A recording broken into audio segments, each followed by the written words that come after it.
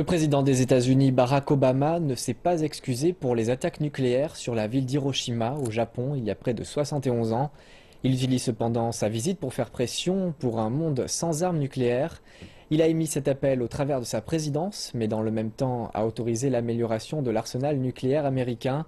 Les opposants indiquent que cela encourage les autres puissances nucléaires à suivre la même voie.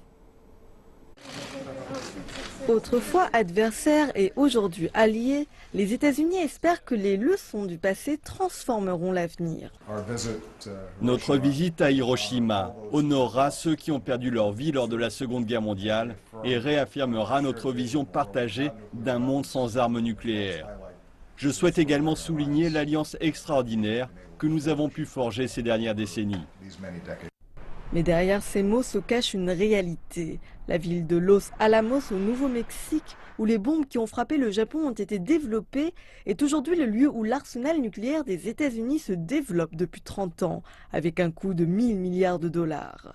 Selon les États-Unis, il ne s'agit pas d'une augmentation du nombre d'armes nucléaires, mais d'un simple test pour des appareils plus précis. Les opposants critiquent l'utilisation des armes nucléaires.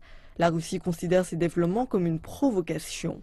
La République populaire démocratique de Corée déclare que la menace grandissante des États-Unis a incité à des tests de bombes à hydrogène plus tôt cette année. La modernisation des programmes nucléaires aux États-Unis et en Russie enfreint l'esprit et je crois en la lettre du traité de non-prolifération. Les opposants disent également que le déploiement potentiel des États-Unis concernant la technologie antimissile, comme le système THAAD en République de Corée, pourrait menacer la dissuasion nucléaire de la Chine et de la Russie, entraînant les deux pays à améliorer leur système.